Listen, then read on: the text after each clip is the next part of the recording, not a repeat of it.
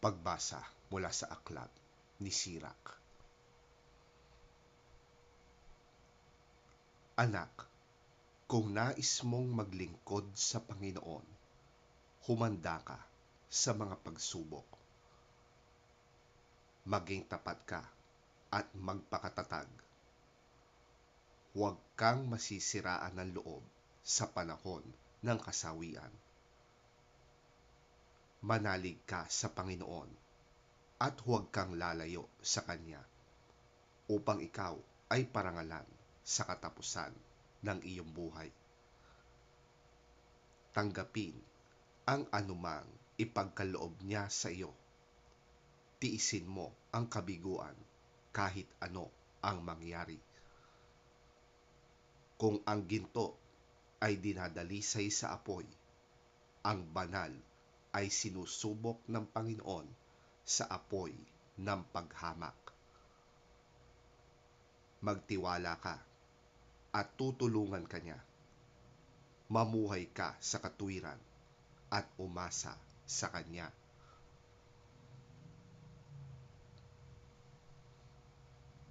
Kayong may paggalang sa Panginoon, maghintay kayo ng Kanyang habag. Huwag kayong lalayo sa Kanya nang hindi kayo mapahamak. Kayong may paggalang sa Panginoon, magtiwala kayo sa Kanya at siguradong tatanggap kayo ng gantimpala. Kayong lahat na may paggalang sa Panginoon, umasa kayo sa Kanyang pagpapala. Asahan ninyo ang Kanyang pagkahabag at kagalakang walang hanggan. Tingnan ninyo ang nangyari sa ating mga ninuno. May nagtiwala ba sa Panginoon at nabigo? May nanatili bang naglilingkod sa Kanya na Kanyang pinabayaan? May tumawag ba sa Kanya na hindi Niya dininig? Sapagkat maawain at mapagpatawad ang Panginoon, pinatatawad Niya tayo sa ating kasalanan at inililigtas sa kagipitan.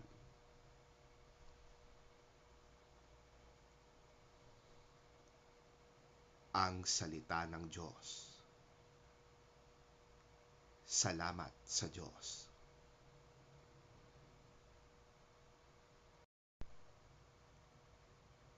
Ang mabuting balita ng Panginoon ayon kay San Marcos. Papuri sa iyo, Panginoon. Pag-alis nila roon, nagdaan sila sa Galilea. Ayaw niyang malaman ng mga tao ang kanyang kinaroroonan dahil tinuturuan niya noon ang kanyang mga alagad na ang anak ng tao ay ipagkakanulo sa mga tao at papatayin. Ngunit siya'y mabubuhay muli pagkatapos ng 3 araw. Ngunit hindi nila naunawaan ang kanyang sinabi at natatakot din naman silang magtanong sa kanya. Dumating sila sa Capernaum. Nang sila'y nasa bahay na, tinanong ni Jesus ang kanyang mga alagad, "Ano ang pinagtatalunan ninyo sa daan?" Hindi sila makasagot, sapagkat ang pinagtatalunan nila'y kung sino sa kanila ang pinakadakila.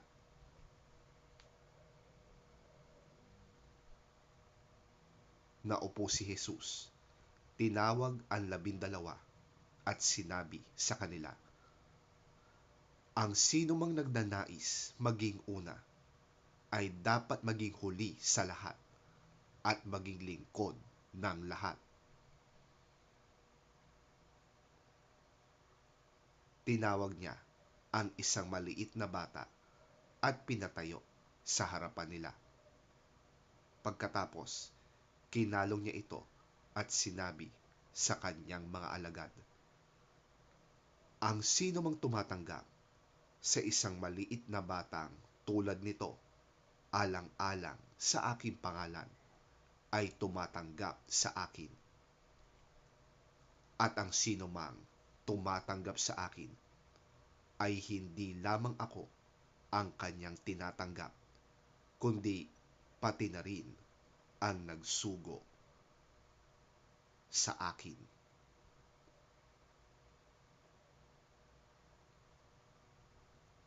Ang mabuting balita ng ating Panginoon. Pinupuri ka namin, Panginoong Hesukristo.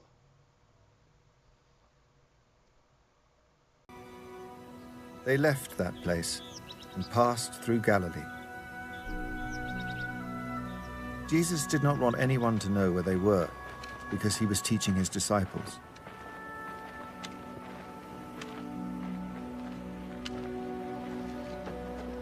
He said to them, "The Son of Man is going to be delivered into the hands of men.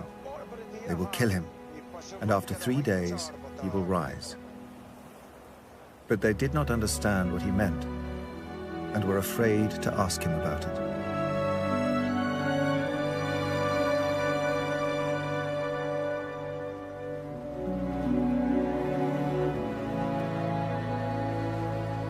They came to Capernaum.